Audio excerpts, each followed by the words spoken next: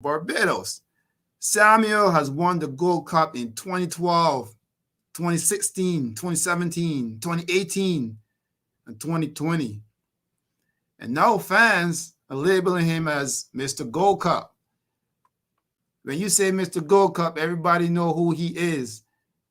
So without any further delay, let's bring my man, the one and only Jalon Samuel. Good night, everybody. Good night. Hey, welcome to the platform, my brother. Thank you for having me, man. Thank you very much. Hey, look, man, I want to say to you, I said this two, three times already, but I just want to say, listen, I'm grateful for you coming on this platform. I'm blessed this platform. Thank you very much, man. Once again for having me. I appreciate it. Thank you. Thank you very much.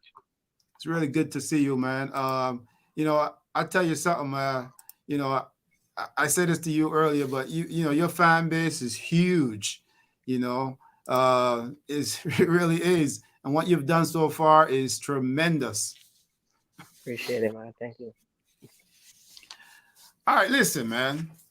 For those who don't know, which I'll be surprised if people don't know, who is Jalon Samuel, man? Jalon Samuel, a kid from Burton's Hill who just worked and followed his dream. Grew up, came up around the horses from a young age, riding them back in the paddock. The first body that took me up to the paddock with a horse was Evans. I think the horse was singing the blues, was a Bill Marshall horse. I think singing the blues was a no good horse though. He was a real rat. He was no good. But yeah, Evans took me up to the bat one morning, and there's a guy in Canada. He messed me up at the gate as soon as I get to the gate because he was riding his bicycle back up to the gate. I think they called him Snake. He had some dreadlocks. I can remember this day like Yeah, yesterday. I know He said Snake. he said, boy, the security guard is gonna send you back over here, boy. So then I just walked back down to the paddock and I said, well, I'm gonna go back up there and see what's up. And after frequenting the paddock a little bit, couple of weeks, I moved from my Evans. Then I went to Midge, Herbert, Richard Herbert, I think is his name. Midge was the foreman for Bill Marshall then. And Midge had like Giovidi and Historical, not Historical, that was Michael Lopez. Giovidi, Ribotango, and a couple other horses. I think I just saw someone came on the show there. I think he was working there with Marshall afterwards with Damien Dixon. I just saw him come on there live. I think those guys was there too as well with Marshall. And I just followed my dream from there. School was not too much my passion at the time. Everything was horses. Um, Major then put me on horses to bring me back up. He had Highland Waters as well. I think that was like Rocco's boy's first ride, if I can remember correct. Highland Waters. I could be wrong, but I'm more sure that was Rocco's boy's first ride. Um, yeah, and I just started frequently Garrison more and more, you know. And after that, things just start going from there. Well, your run from such a young age has been very magical, as they would put it. Now, is that a coincidence? Did you know that you would be the Jalon that you are today? No, you never know. I don't think anyone ever know about their true turn. I believe that once you find out what once you find out what you really like from a young age and your passion, and you can feel the love for it. I don't think once you don't change your mind, or nobody tries to change your mind from that passion, that you're just gonna keep following it. And my dad played a huge role in that. No matter what, he was always like, "Yeah, you're gonna be the next top rider. You're gonna be the next top rider." And he put me on to a jockey like Frankie Vittori. He was like, "Yeah, this jockey, you gotta follow this jockey here. He's a good jockey. He's a professional, top class jockey." I was like, "All right, I'm gonna keep following Frankie and always watch what Frankie does and how he rides and his riding style." And then I got on to Jonathan Jones, and then that was it from there. Jono was my favorite rider in Barbados. No matter what, anybody could say anything they want. Jono was number one for Geelong. Um, John actually gave me my first vest, my first weight, um, my first helmet came from Ricardo Herbert at the time. John gave me my first set of goggles. John really helped me out a lot behind back in the days. And taught me, actually took me by his where his apartment was just down by Shell Banyans there. So just down by Shell Banyans. I remember John taking me as a little kid and his wife and now his son Slade who's all grown up. I remember seeing Slade as a little kid. It's it's just unbelievable. I was a little kid seeing Slade as a baby. And now he's all grown up into a big man and doing great things in Canada. It's just you just gotta follow your dreams, man. Well, touching on that, seeing how Slade is performing right now, what do you think of his journey so far? I mean, he Man, came out of the woods and pretty much take took Woodbine by storm, and now look at what he's doing. He's doing some really good things. man, when I see that kid on the horse, I get goosebumps. I say, shit, I gotta face these people here now. I gotta face these people. I gotta go back to my teenager age, go and face these people. No, they're like these kids are extremely talented and they're very, very serious about it. They're very, very serious, and I like that. I really, really like that. Do you think that because we all live from what we've seen in the past, and we've seen the elders, and you've seen the ones that came before you, and now those guys are looking up to guys like yourself. Now they're learning as they go on. Do you think that what you guys are doing, and what you guys are like kind of paving the way, is it helpful to those guys? They're seeing things on a much better scale, business wise and also writing wise. Oh yeah, most definitely. Like um, I think the generation is much faster, so those guys are learning extremely, extremely quick. Like what, like couple things, like especially the other young talented rider, Mike Husband. I mean, you ride your first race and you don't even have a whip, and you just dominated the whole field. You just, you know what I mean? Those guys are learning extremely, extremely quick. And that's something that's needed from any writer or any person in their own profession. As a matter of fact, that the quicker you generate, the more competition. And if you like competition, I mean, you have to love that. It's for the better, it's for the future, and they will do great things in time to come. They will do great things and make history and make records, just as myself is doing. Jalon, you're Mr. Gold Cup, as people say. When I say Jalon Samuel, I'll be honest with you, they all say Mr. Gold Cup, and I keep saying, man, Mr. Gold Cup. Look, after winning the first Gold Cup in Barbados, man, and you said, yeah, you did it, and then you went on and you did it over and over and over. What is going through the mind of Jalon Samuel when this is happening? Um, I'll be honest. 2011, they really pulled the lion's tail, and it was showing me the money. It really hurt. Uh, um, I remember crying right after the race for success, and then it was just taken from you right there and then. Like that really, really hurt a lot. And then I remember going back to the jocks room and John actually rode a race. John was sitting on the other corner from me. He said, "Boy, you rode such a great race until that time." And I just looked at him and looked off. I was like, whatever. And then everyone else in the jocks room just went silent. Like I can remember the yesterday game. And then right after I leave the jocks room, I went down to the clock tower and Tom was down there. And me and Tom shook hands. And I went up to Shafet Rotley with Mohammed. That was a spot where I frequent most Saturdays as a youngster. But most children still do it after Gold Cup now. They always hit the Shafet Rotley. And Mhm. I just jam busted all the time.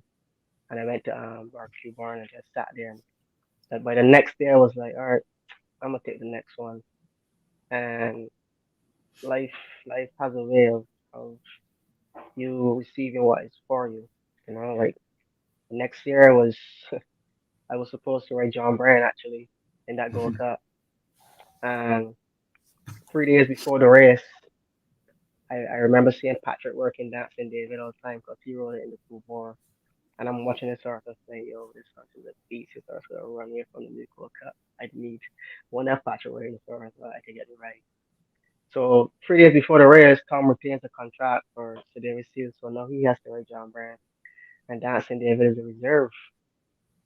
Um, Fast forward to the Friday evening. I'm sleeping in Hearts Gap. There was a house where we frequent a lot with the jockey to lie my hangout. So I'm sitting there while I'm sleeping, and Muhammad calls me one time and say, "Yo, wake up, your horse gets in." I'm like, "Nah." I said, "Who comes out?" He said, "Favorite pig got scratched with a vet." I said, "Shit." Oh, I said, "Wow, I just won the Gold Cup." And I go straight to the garrison, and this is what I did the year in front. I go straight to the garrison right away, and the gate where the trainers and stuff would walk out. I walked straight to there, and I stood at the bottom of the straight right there, and I just look up there, and I just saw myself coming down that lane one more time and getting in front, and that was it. That same day, I have ridden Are You Talking to Me earlier in the spa, and even Sappy Joseph, he came into the jock room after the spa once again. I remember everything like yesterday. He sat right on the box next to me to my left. And he said, "You really got a chance to win the Gold Cup." And I looked at him and I said, "All right, cool." And after going into that race, and I was out there, I was confident, and Liz was speaking to me. I swear to God, I did not hear a word Liz said. I swear to God, I did not hear a word Liz said.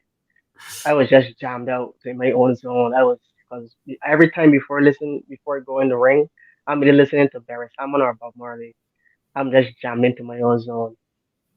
So I'm going onto the lane. I have a habit that when I'm going to start, I don't hear anything. I'm like dumb on a horse. So like I said, we load into the gates, and that's in David. He brought even. Um, I see John Bryan is sitting close up, probably third, fourth. I'm down behind there. Down behind horses, probably sitting eighth. I'm next to, I think Jason Leacock was riding a horse called Little Man Around. I think I remember for Jonathan Simpson. And I'm sitting on the rail. I'm saying, wow, I need to get out of here because the track is soft. And on the inside, when you go to the fourth long pole on the inside on that soft track in the garrison, you hit some holes that they slow you right down. I said, nah, I need to get out of here. So I did get out, and I put him 4 to 5 wide, 4 to 5 wide, and I said, all right, just let him cruise over the hill from here. Don't ask him nothing. And I see Show Me the Money and Apostle is still up there, but Hazy now starts to get low, so I know he's done on Show Me the Money. And Tom starts to move too early. I said, well, okay, this is looking possible here. So as soon as I clear the hill, I start to chirp at him, niggle at him a little bit, and he starts to quicken.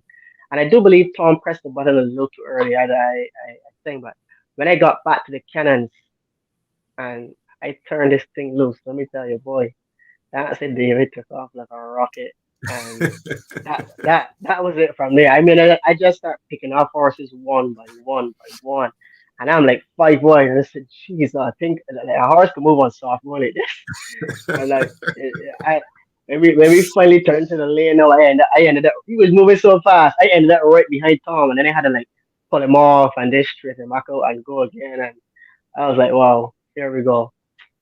And as I hit the wire, as I hit the wire, I tell them, you know what, take this one away. There's no way you can take this one away. This one was fair and square. So just like take this one away, you know. And it was very exciting, to be honest. Look, I want to ask you about that because I want to ask you how important is it to read the body language of some of the jockeys? As you go around the track, you said you mentioning you saw Huzzy did some movement, and you look at the movement of some of the jockeys and could give you a good indication of what's happening. How important is that? Yeah, it's important to know your opponents and their strongest factors and tactics, and then their weaknesses. It's very very important. So like a guy like Hazi, he's not easy to read though, because Hazi has great hands.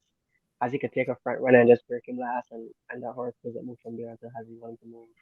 Put him on a flat reins and stay right there. Hazi has great hands. There are other riders who needs to ride on the bit. You know what I mean? And who Hazzy's not an easy writer to read, and that's what makes him so good. Other writers, not disrespecting nobody else, because everyone from the Garrison is very talented. But other writers for me is easy to read. Like when it comes to Patrick, I'm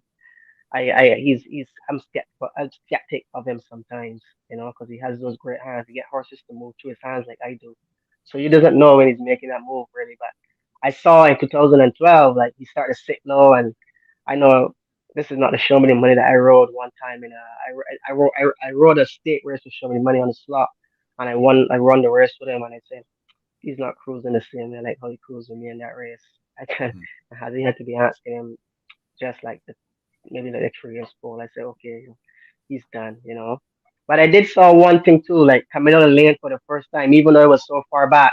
I saw how he took a peek back over his shoulder as soon as he passed the line going into the first turn. I said, oh, that's strange.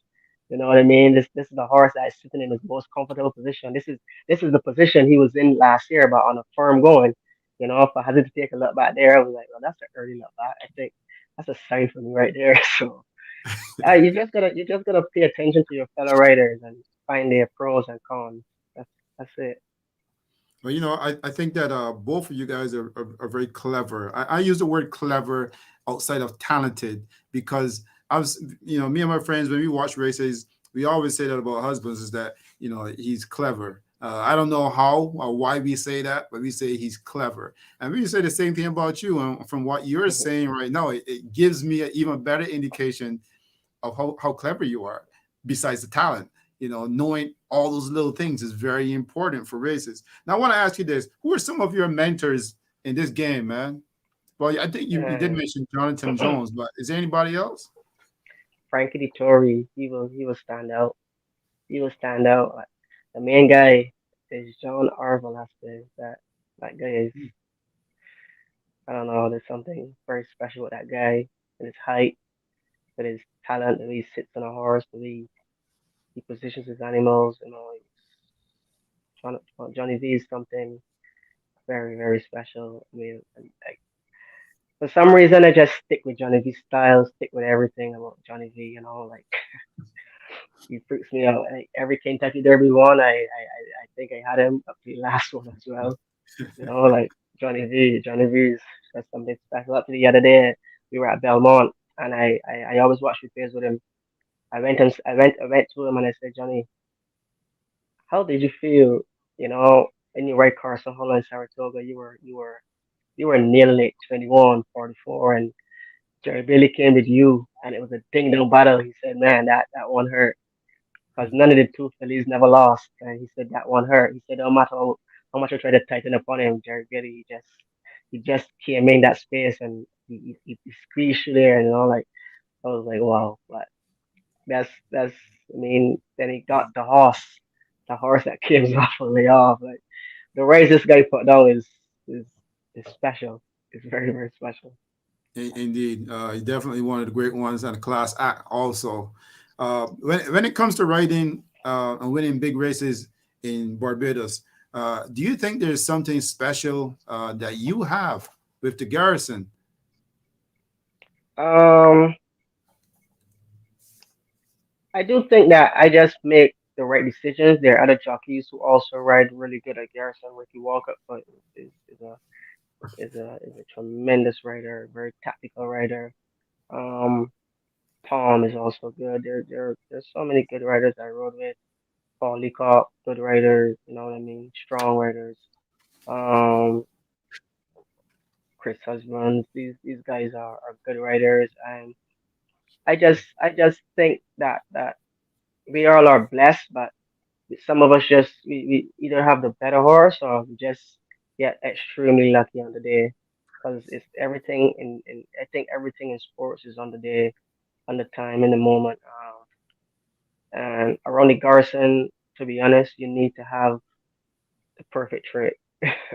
in the big races, in the big races, you need to have the perfect trick, and I just seem to just figure it out. And I wouldn't lie, like in some races, some guys, and I would do it too. Some guys don't have horse, and they're like, okay, go ahead, because sometimes I find myself in a pocket, and some guys don't have horse. They'd be like, yeah, okay, go ahead, man. It makes no sense causing a man a race. I have no shot at even placing or whatever the case is. So I made mistakes, and sometimes that's what it's about, helping one another at times. But if a guy has horse, I'm sorry for you. You're gonna stay right there until Well, until the time that you get out.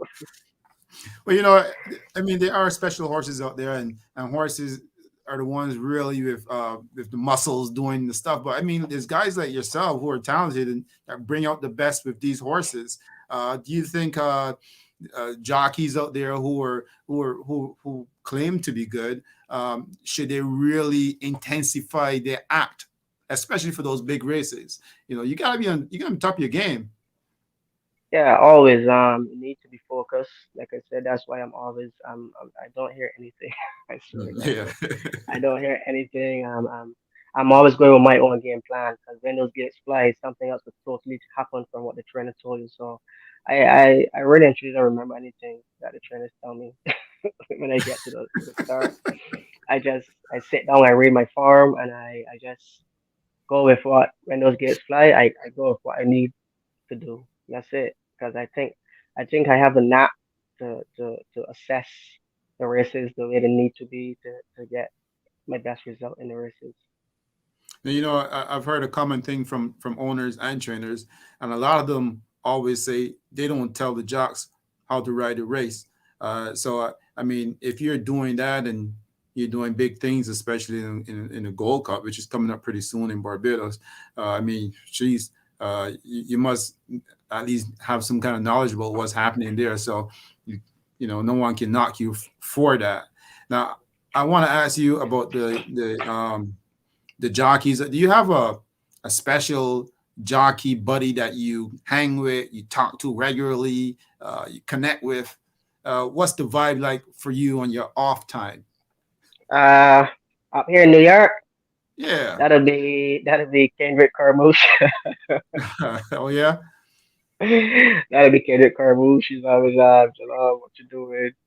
Come over to the house, come and hang out, come and chill. And that's the guy he would always lead me in the right direction. He always tell me, look, I think you got a shot here. Give me an idea of whatever it is that we should do. Like for instance, it was when I first went to the room one year. I think it was 2021 when he won the race that would put him into the Kentucky Derby with the Todd Catcher horse, but Bourbon something. I can't remember the horse's name right I now. remember the horse when he came from behind and Yeah, he, yeah. yeah, He I remember said that one. he said I don't want to use the foul language on here, but he was like, Jalone, tell me what you think about this horse, man. I said, well, he has no speed, but what you gonna do? He said, I'm gonna take this sucker back and just make one run. And that was it. When those gates followed what I Kendrick did exactly what he was gonna do. He took that horse back to dead last. And I'm watching him. And I'm saying, this man gonna get up with his horse. And as he turned for home, he starts to roll. And I said, is this man really gonna get it with his horse? And this horse is running down the lane. And I'm like, wow, he is gonna get it with his horse. And I start saying, bring him, Kendrick, bring him, Kendrick. I like 4 stretches before the while, this man is celebrating. He hasn't even passed the horse in front of me yet, but I guess it's the moment his horse has. This man is celebrating. It's great to hang with people like that who motivates you more and more and more. Like that's the kind of folks you want to have around you and hang with in sports or in anything that you do, any professional once again. So yeah, Kendrick is that guy who will help you and push you along and give you advice on how you should go about stuff. That would Yeah, be Kendrick definitely. Carmush. The someone mentioned the horse name was Bourbonic. Uh, Bonnet is that was correct. one. Yes, yes, The that was fans, the the horse. guys out there, they're always on top of their game, man. They know the horses. Let me tell That's you. it. That is correct. Hey, That is look, big up correct. this horse racing colony out there, man. These guys know what they're talking Yeah, about, that is correct. That is correct. That is correct. Yeah. So riding in New York versus riding in Barbados, can you share a little bit on that experience? The Um, Rocco Boyne, he mentioned something to me. I think a couple of times when I spoke with him, and he said like riding in Barbados, you come out that tunnel, and you got people heckling you and stuff like that. What's Barbados like versus New York? Yeah, and these guys here are tacticians. These guys here are extremely wise and smart on horses. These guys read the farm down to the T, and is you got to be on top of it. Once again, you got to know your opponent. You got to know their pros, their cons, what you think their ideas would be for this race to try to get on top of them, and like you said once before, you need a horse too, but if you can switch something up in a race, it'll be even better for you. So these guys ride with tactics. But riding with these guys, man, is fantastic. It's fantastic. You learn so much. The experience these guys have. I mean, these are the top of the food chain riders. These experienced riders are very very talented on top of horsebacks, and it shows no matter what part of the world they go, they dominate. So you automatically see and learn and experience the higher factors of the racing, no matter what. Now, does that push you, encourages you when you're around that kind of talent? Because in general, I'll be honest with you. In general, in the U.S., it's very competitive. So when you're around that, like, what's the feeling like being around so much talent and everybody trying to get the purse? Man, I love it like that. I love that competition because these guys here do not let up. Everybody in that room wants to win, even if they're on the 91, 99 to one shot. It don't matter. Everybody in that room wants to win. So I love that. I love this kind of competition. I love that to the maximum. Well, it's funny you say even on the longest shot because we've seen you bring in some pretty long shots there in the past, and I don't know if you live for that or if it just happens. What's the feeling like when you're bringing in those 48 to ones and those 70 to ones and stuff like that? What's the feeling like? That's really really good. I think sometimes I get lucky, like I said, I get a perfect trip, but it has sometimes to do with doing homework too. Like all the time, the top guys don't always look for the lower trainers, and you can always find that one or two horse in the scene that can get you there. Like I rode that one filly named She's a Mia. I saw her run on the dirt, and she ran a okay race on the dirt. I think she finished fifth, and I went to the barn and I said, "Trainer, man, Mr. Johnson, I would love to ride this horse, man." And I spoke to the owner.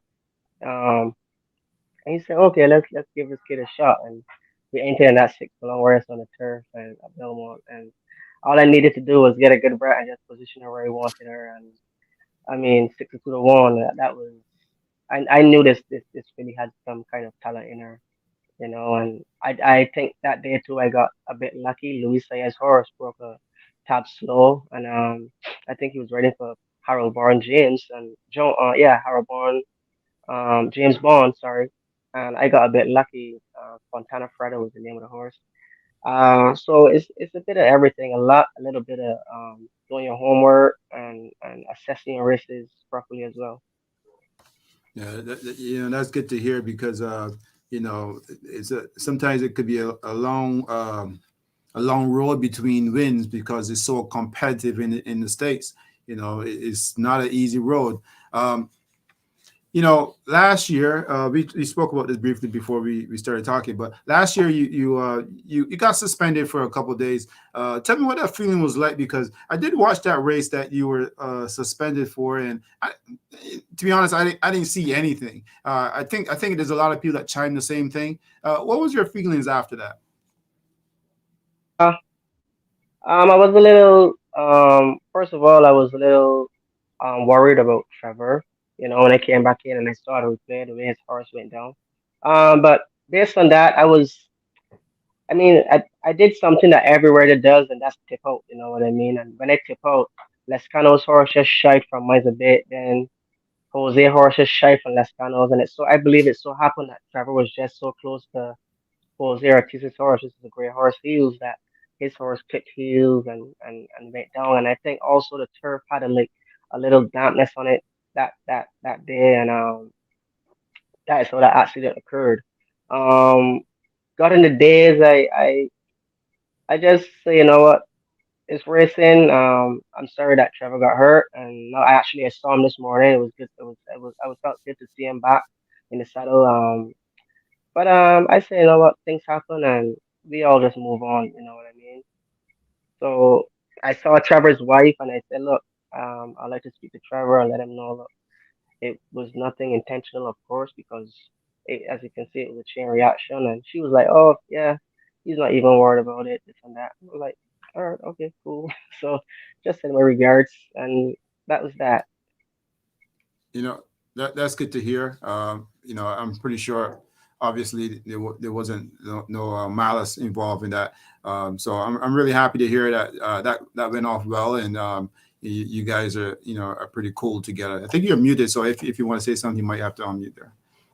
I can just unmute it.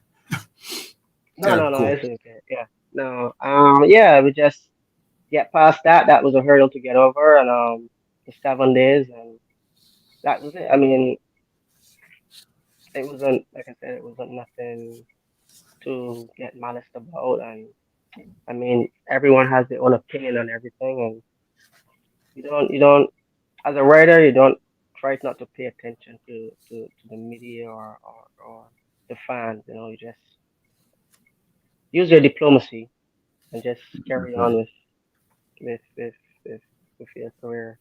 You know what I mean? If it was something intentional, that's something different. But nothing ever intentional coming from me, to be honest. Now, I've said this to you before, but there's so many people that I run into who says how talented you are. I'm just wondering, like, I know what's what's the atmosphere like in New York? Because you specifically picked out New York, I imagine, because you're there right now.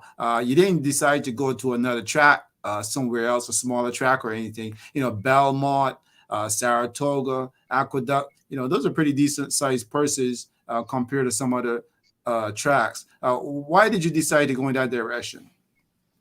This is where I always wanted to be. I've tried New York in 2016.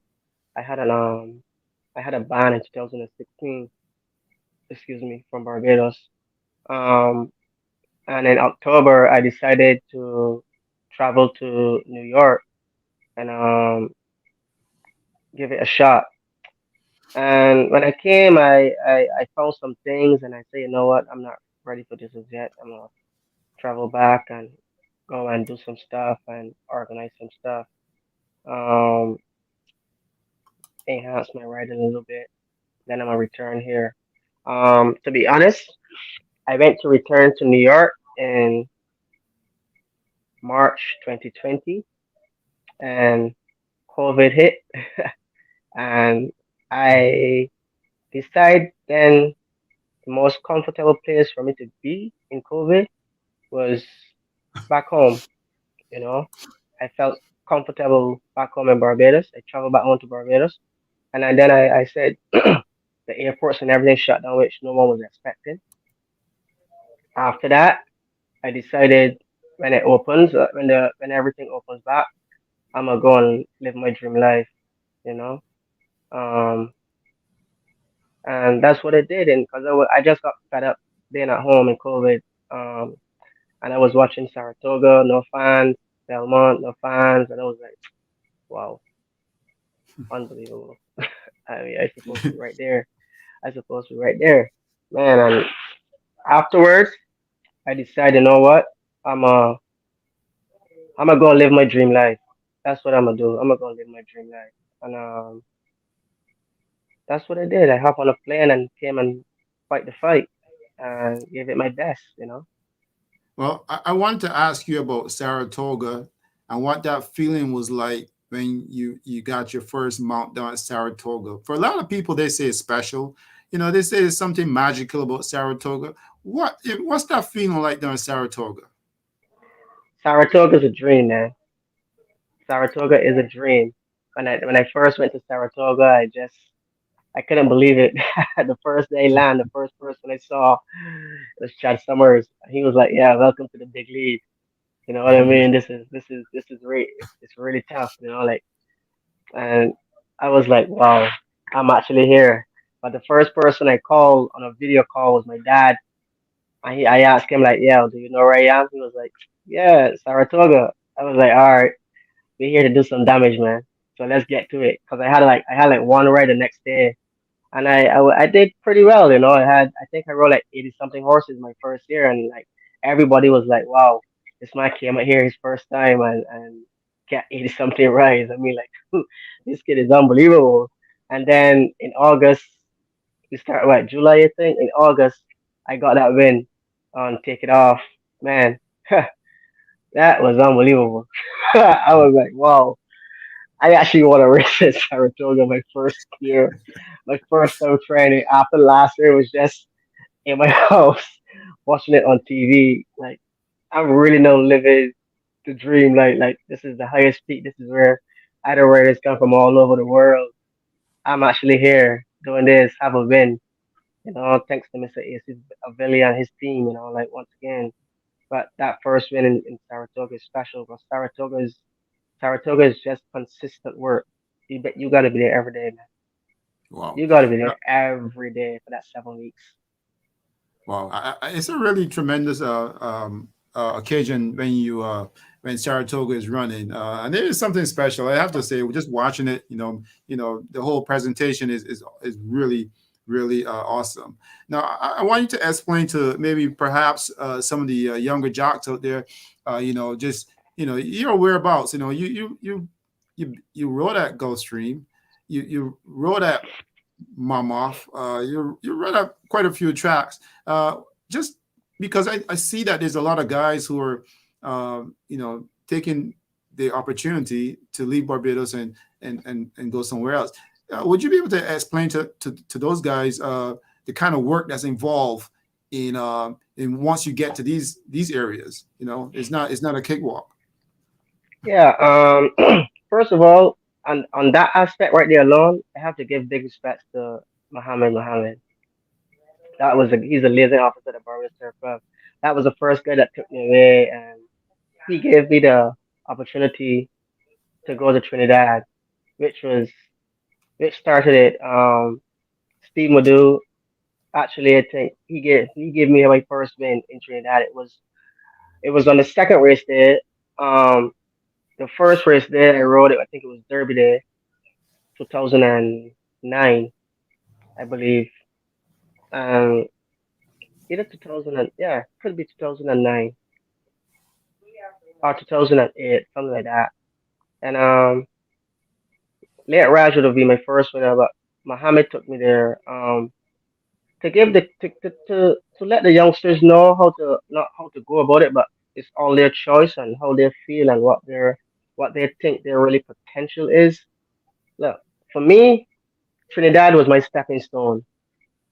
I go to Trinidad every other week. Once there's no races in Barbados, I go to Trinidad, and then it came to the point where I went from riding in Barbados and Trinidad on the Sundays. My next step was Martinique. You know, I Martinique, and then I got a big chance 4 years later, 2012, after I won the Gold Cup with Sir David Seals.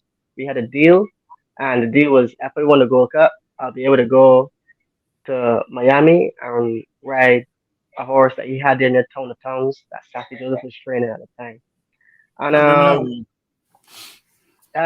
that's how it went. You know, it took me some time. It took me a lot of hard work to get there, like Barbados, Trinidad, Martinique for 4 years straight until I got the chance to go outside and face a different colony. I also went to Winnipeg and I actually won the Derby in Winnipeg and for Steve Asmussen. Then I passed through Charlestown. I rode at Colonial before it closed. I rode at Mountaineer. I rode at Penn National.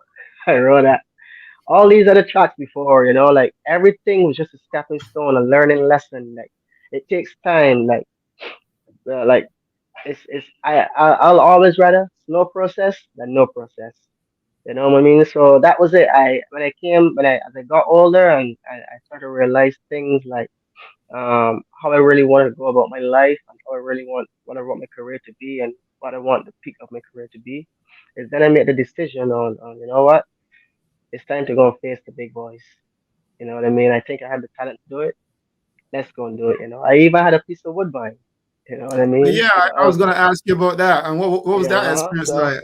that was something good. I to be honest, I started like I'm really sorry that I didn't have like more chances to ride some more horses and stuff. But I every piece of experience I have, I take it along with me. That's the honest truth. Because I believe one day I'm gonna get some woodbine riders coming over here that I'm gonna have to teach them a little something, something, at some point in time. So, like I had a piece, I like not being cocky or anything, but I got a piece of experience from Raphael. So he came to Barbados. I know what he was gonna do. You know what I mean? So I was on him. You know what I mean? I had a piece of him, so I know if he come to Barbados, what he was gonna do. And like I said, you have to know your opponent's pros and cons and their tactics and their riding style. So every little piece helps in this horse racing world, man. You never stop learning in this horse racing world. Hey, look, You and, never and stop there's learning. there's nothing wrong with that. I mean, definitely you do what you do. People call it cocky, people call it whatever. You got to know what your opponents are. Now, you know what? Sometimes when I run into people like real race horse fans who follow jockeys, they follow horses, they follow the grandparents of horses. I mean, like these guys, they follow horses like from way back, and they say Jalon, Jalon. Sometimes he doesn't do so well, but I've been watching you, Jalon, for a long time, and I see that your numbers are still pretty decent when you do, when you're competing. Is that strategic, or you just kind of you figure out a few things? I'll be honest, man. I just go with my flow. Like recently, I had a huge setback, and I try not to panic about nothing at all, man. I just go about day by day. You know what I mean? Things are on my mind because I'm human. I have feelings, but I try not to let out nothing, man. I try not.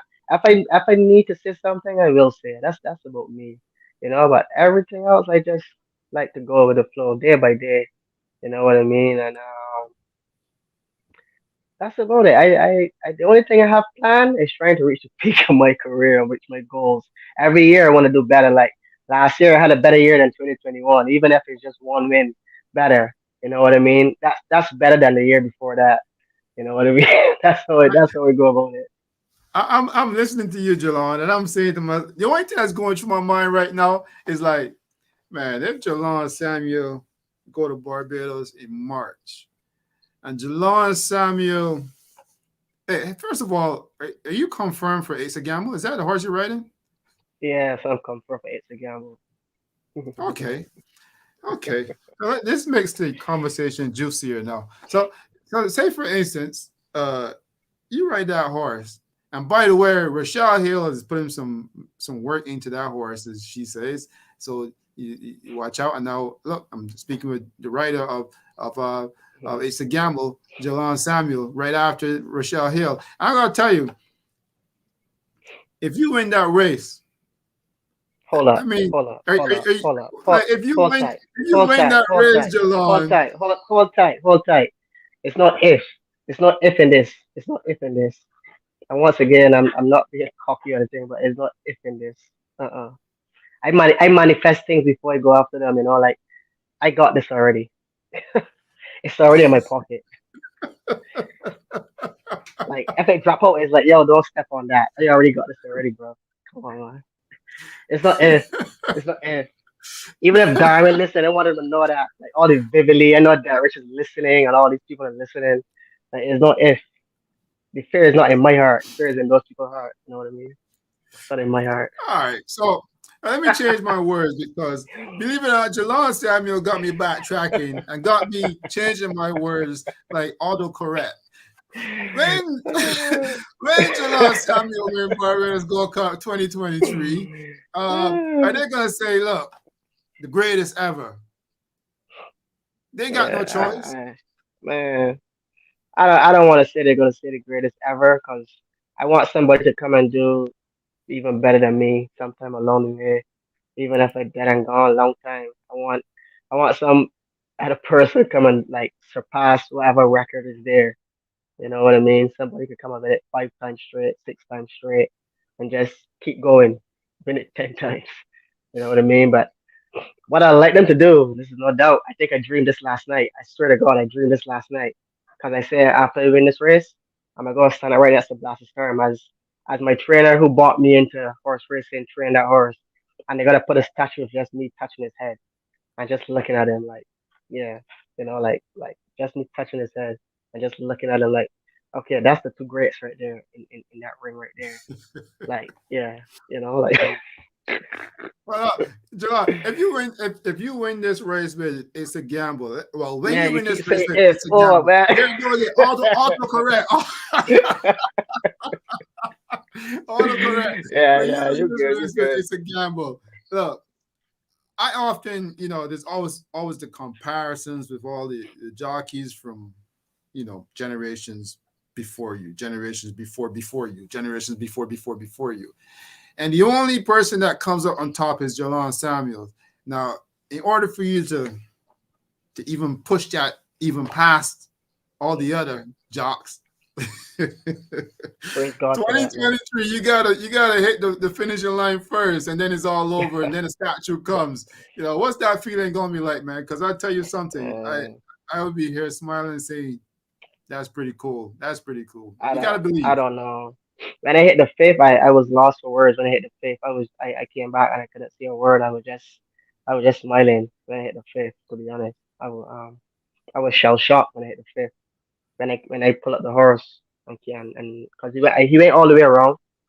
I did my celebration on the horse, but then I pulled him up like I came right back down to ground level, right back down to reality. I was like, yo, you just broke an all-time record. There are like three jockeys sitting on this record for 4 wins at the Gold Cup or two. I mean, you just broke this record, bro. And that hit me like direct there, like shot, like you just broke this record, yo. So I was just in a little puzzle there. But I wanted to ask you something because I know that me for one, I'm very competitive, and I'm pretty sure you're really competitive too as well. Now, do you ever go into those big races and say, "Look, man, I really would like another jockey to, just do well and and Yeah, and, and always, always. I don't just put myself in there as a direct. I like I said, I assess everybody. I assess the horses. When I'm in the ring, I'm looking at everybody's horse, how they look, how their condition, how much they're sweating. If a horse is passing feces or anything like that, I always look. I'm what like I said, I do not hear anything the trainer is saying. In these big races, I'm tuned in.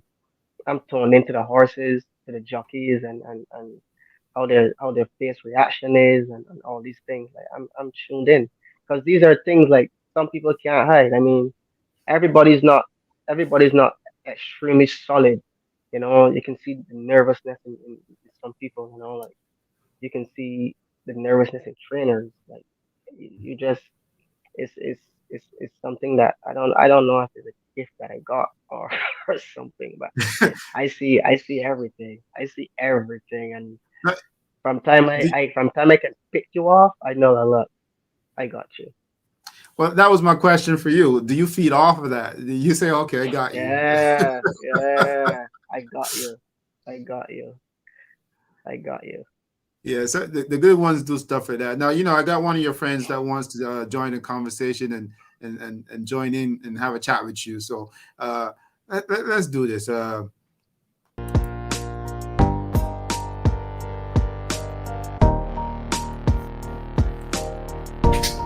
Good night, Oh fellas. boy. Oh boy. I This just man, spoke about that man. I tell this you man can dead heat. This man want a dead heat in the Gold Cup, man. Excuse me. Come on, man. How you doing, Jalon? I'm cool, Darren, man. How are you? How are you? I am well, man. Derek, how you doing?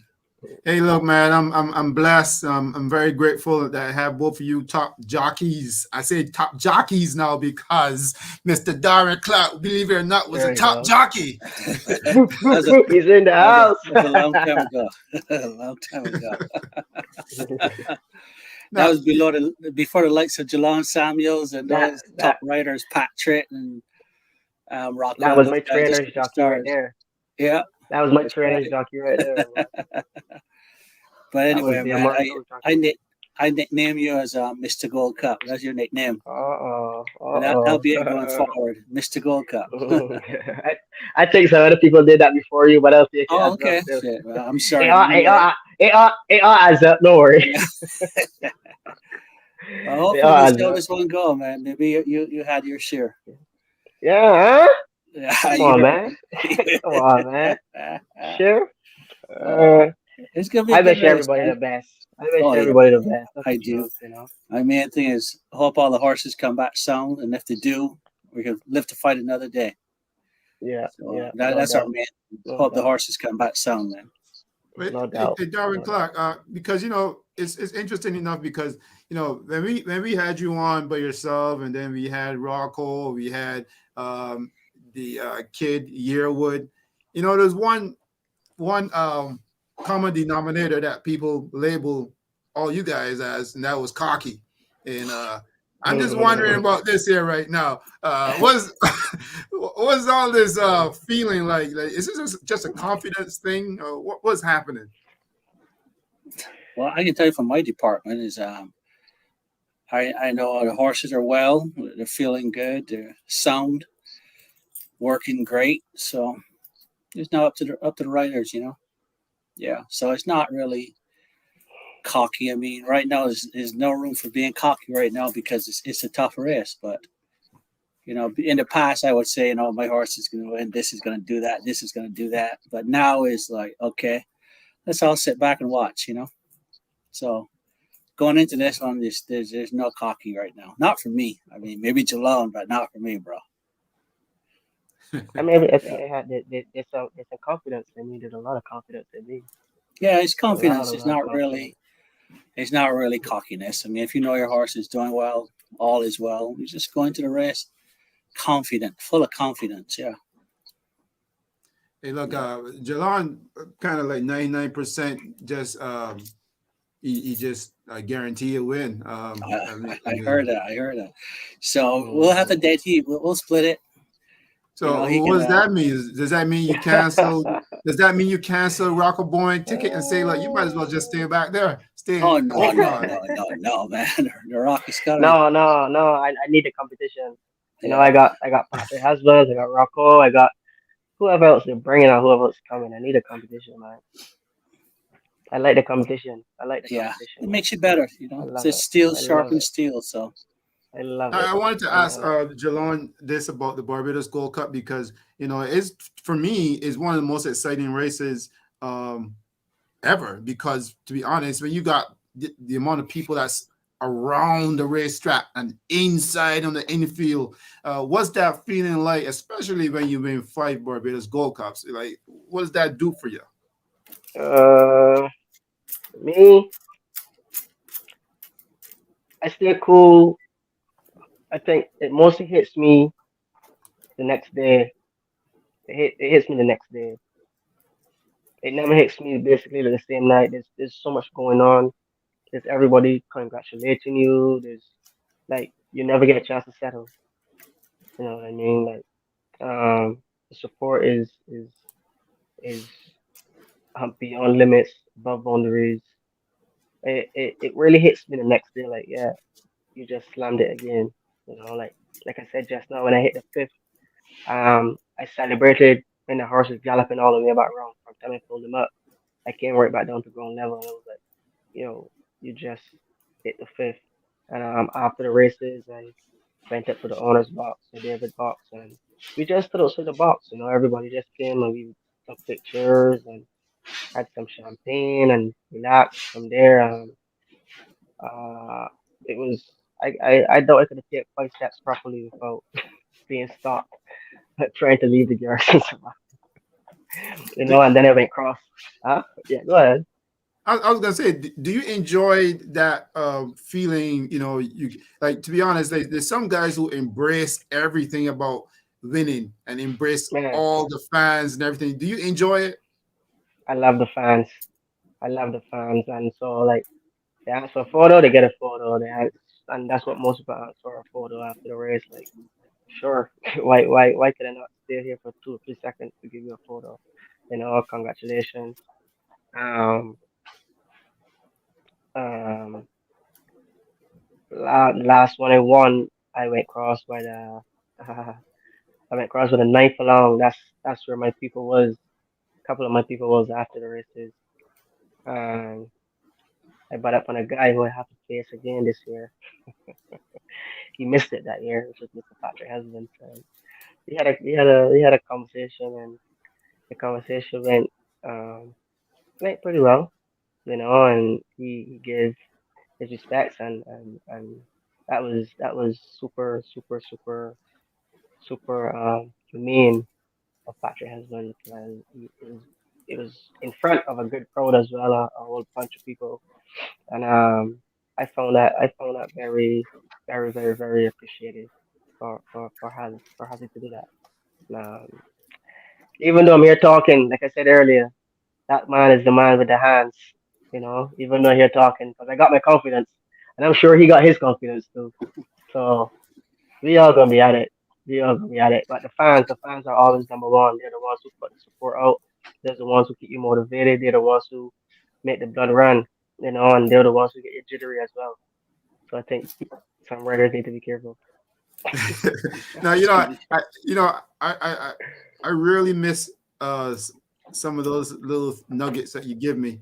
And when Huzzy came over and he made a speech to you, did you feel like that was his way of passing the torch?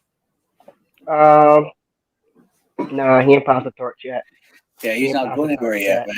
man. He ain't passed the torch yet. I think he's going. I think he's a very smart guy. I think he's going 50 this year. If he's not 50, I think he's going 50. I think he wants his number 5 for his 50th. And he probably could be settling to retire next year. He said, "I'm gonna teach this kid how it's done." But I'm waiting for him, man. I'm gonna see him again soon. I'm waiting for him. It's I just think he wants his retirement year fifth on for his everybody. 50th. Yeah, I think he wants his fifth on his 50th. Yeah, it's funny. When the two horses were going, speaking of retirement, I was going to reach out to Frankie Dettori to see if he wanted to come to ride one of them. But I figure, man, no, I Uh, can't do that. So, man. yeah. All you make me do is go to top draw and really show off, man. Don't say those things, man. Don't say No, those No, things, that man. was just a fleeting thought. I was just thinking maybe I should do that, saying that he's going to retire. But You don't make me go to top draw now, man. Don't say those things, that's long gone. man. Darwin, I hope when we're talking about, it's his retirement year, and I hope if let's say for instance he had made that trip, and my man Jalon Samuel just do his thing, I hope it won't force a retirement. No, he's retiring anyway, but it'll be historic, to see that this last year right, and he go right there, stuff like that. But, yeah, That would have been awesome, though. it would have been, yeah, Franco. yeah. Now, And, I like I think said, the horse has a shot. around So that time, he'll be probably flying back from Saudi yeah, he's Arabia. probably getting ready to go back. But Yeah. I didn't reach out. I just figure, it's a good idea, but a little too late in the planning process. that's pretty awesome, because I think that stuff like that is always needed. I mean, for example, it seems like Darwin, like you're always thinking about a next step, and stuff like that is very important, especially for Barbados and horse racing. Jalon, do you ever say, for instance, like think of those times when you, like, for example, this year you got some pretty good jockeys around you. Not that they're never good jockeys, but I think it's going to be pretty good. And everyone say this is shaping up to be the best Gold Cup ever. What's your feelings like? I think this Gold Cup is not going to be the best Gold Cup ever, from what I've seen. And a Gold Cup, I have not ridden in, but these horses that ran in this Gold Cup before, these horses were monsters. Even the locals were monsters. You had Ari talking to me, who was not even, he was at, you had Ari talking to me, and I think Ari talking to me should have ran a really better race. He just had a really bad trip. But that Gold Cup, that Stirrings one, when if you go back to that Gold Cup, you had Stirrings, Bribon, Apostle at his peak, Ari talking to me at his peak. You had a lot of monsters in that Gold Cup right there alone. I mean, these horses that run in this Gold Cup aren't as half as good as those horses that was in that Gold Cup. But these horses, I think this Gold Cup is going to be a good one, because you have, I think, all imported coming into this race. But that race with Bribon and Stirwins and those local horses at their peak at the time was travelers. Like Ari talking to me was that was a moving horse, and Apostle was a moving horse. I mean, you had Daily Express, you had all those good horses in that race. Pure Temptation, who just won the Gold Cup before that, two before that. I mean, yeah, I think that was probably the best Gold Cup Barbados has ever seen in a while. You know what I mean? But this one could probably fall second or maybe third because you had horses like Sanford Prince, Coburg. I mean, those horses, the horses were stepping at the time. These horses here now, like I don't think these horses clock what those horses were clocked before. You know what I I, mean? And those I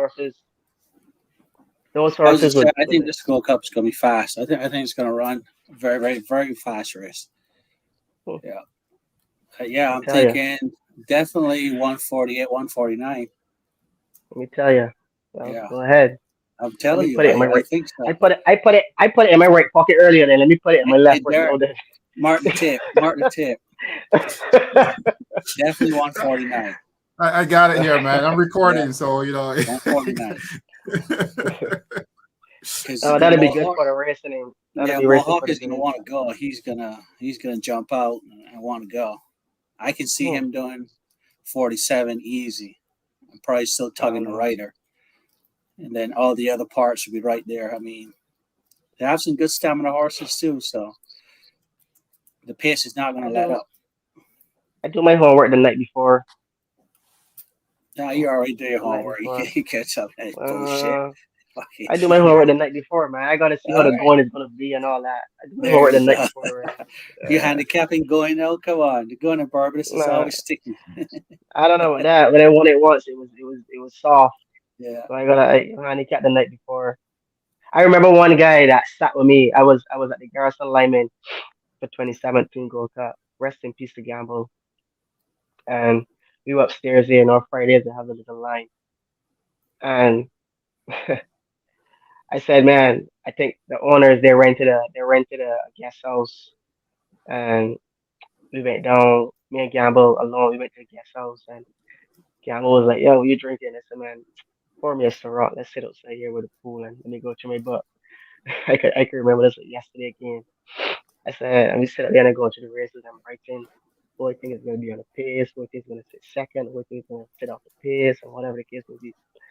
I said, Gamble, I'm going to win 5 races tomorrow, boy. He says, nah, hold on. You mark this race? I said, yeah. He said, I got beat you in that one. And I can never forget. I rode a horse named Margarita. And his horse was a horse that Roger Pavzina trains. Nice small horse. Lester Ayres rode the horse. And I straight had this race wrap up. I got knocked right on the wire by Lester Ayres. And all, and all I could hear was, I got you. I was like, I don't think this man will win this race. You know, I'm more sure with this race, but this one was like, I got you, I got you. And it's not happening, man, in the race, but I will tell you 5 that I said was going to win. I did win the 4. And Gamble came to me the same night because I gave him the book. I didn't need the book anymore. I gave him the book Friday night. Chatterbox is the name of the horse. This Damien Simpson, boy. This man has a computer brain for horses, boy. Chatterbox is the name of the horse. So Gamble came to me the night after races and said, whoa, Jay, we gotta go and drink some beer, boy, because the amount of money you win is unbelievable. And Gamble kept that book. 'Cause every time he would say, I got that book in there, still, I got that book in there. You see, he was getting very funny when I started with one. He got that book in there. Rest in peace to Gamble, man. That was a great man. That was a great man, no lie. He That was was a a great great guy. man. Very, very. Wow. Yep. Now, Gold Cup always bring fantastic memories. And what are you hoping for outside of winning a race? What are you hoping for on Gold Cup Day, Jalon and Darwin? What are you hoping for outside winning a race? What are you hoping for on Gold Cup Day? Just to, oh, sorry. Go ahead, John. No, go ahead, sir. Go ahead. Yeah, I was gonna say just to inject some. Well, the passion is already there, but more fan base. Get some of the owners that fell by the wayside, get them back interested in the game again. Just try to rejuvenate the whole racing in Barbados. That's what I hope the Gold Cup will bring. bring some new ownership, I guess, in a nutshell. Yeah, John? for me as a rider, I'm just hoping that everyone is safe and everyone get good trips or the trip that they're hoping to get to make the racing competitive. And you might not get the result, but to be safe and get the trips that they're hoping to get on the day. You know, and like Darwin said, I think Barbados for all Barbados needs is more mirrors. I think we got some really good stallions on the island, Got and I great think all we stallions, yeah. need we just need more mirrors. That's it. And the racing will kick right back up. Probably one or two more locations to put some horses, at least another 100 or 200 horses, and races will be back up to every Yeah, week that again in Barbados.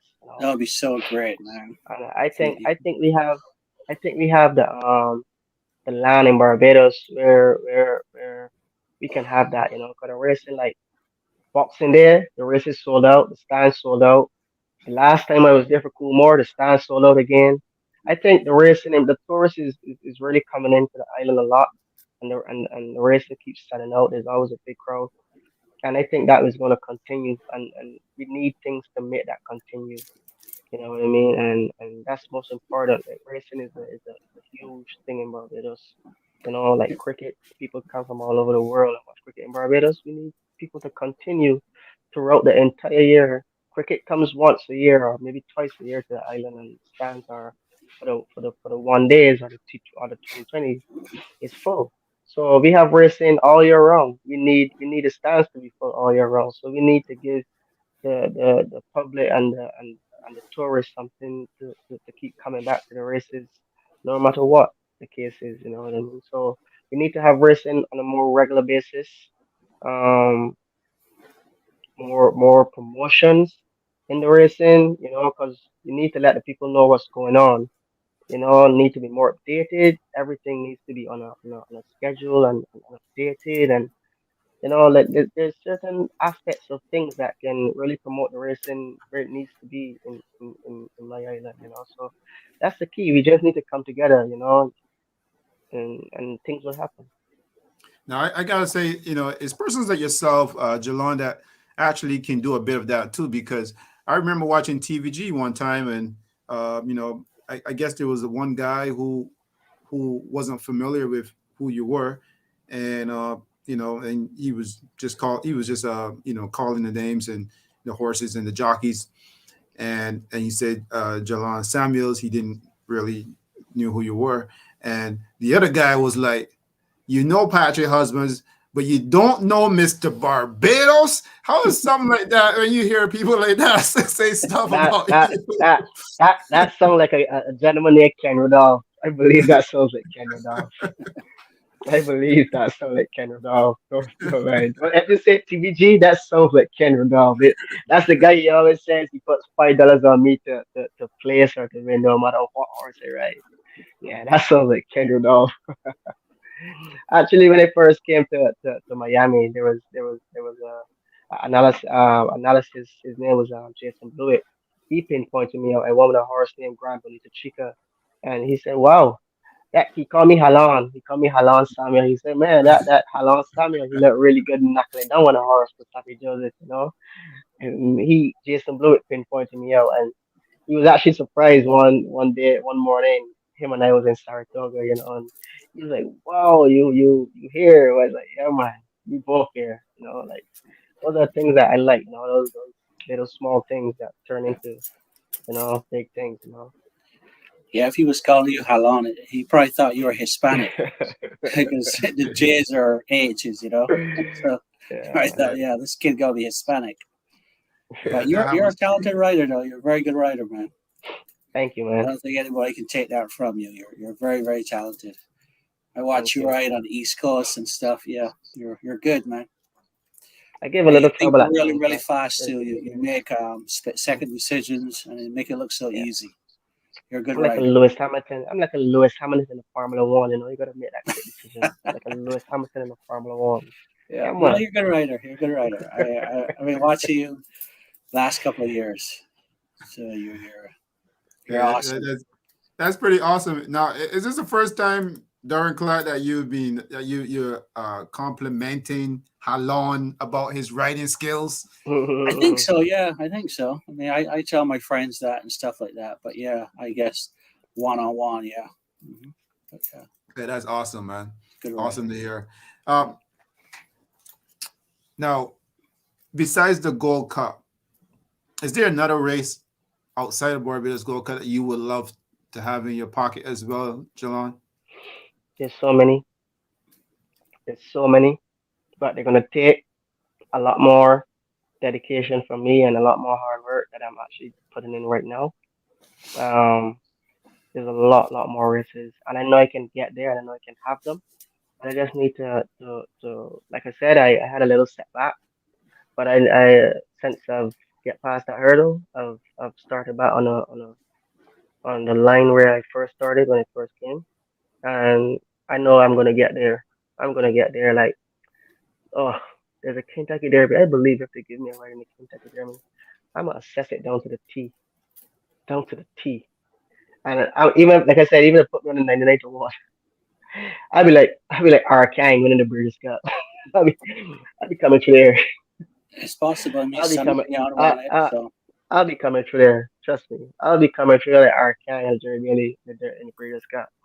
And I can tell you, my hand's itching right now. My hand's always itching when something's gonna come. I swear to God, my hands are itching right now.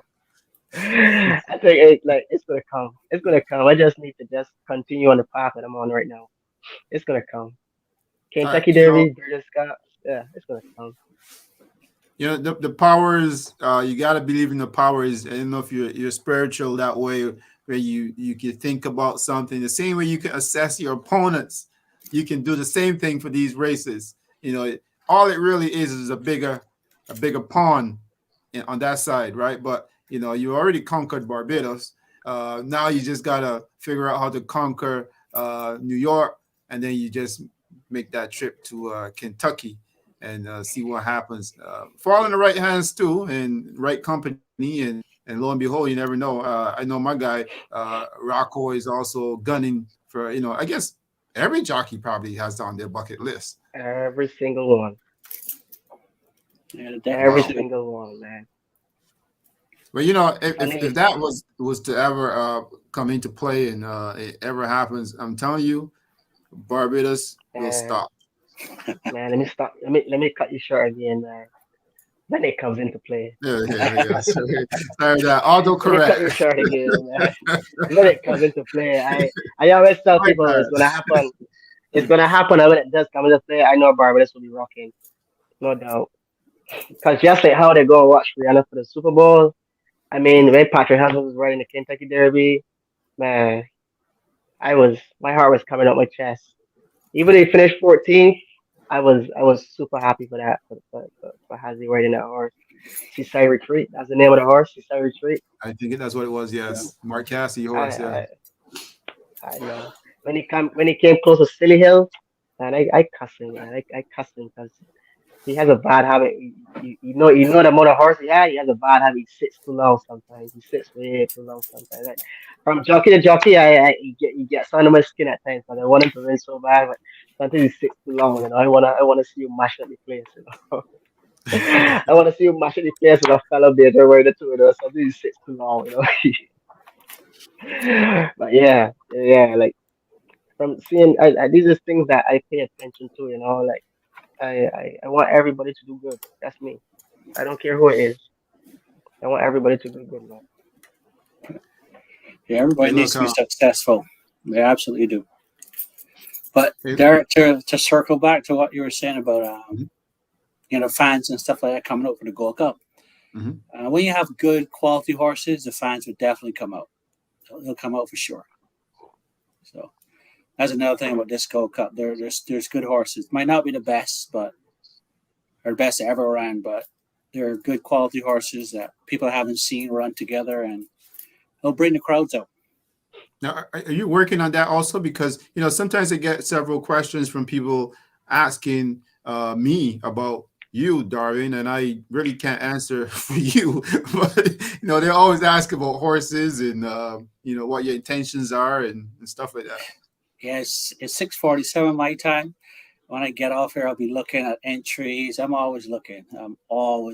So That's Yeah, it pretty doesn't cool. stop.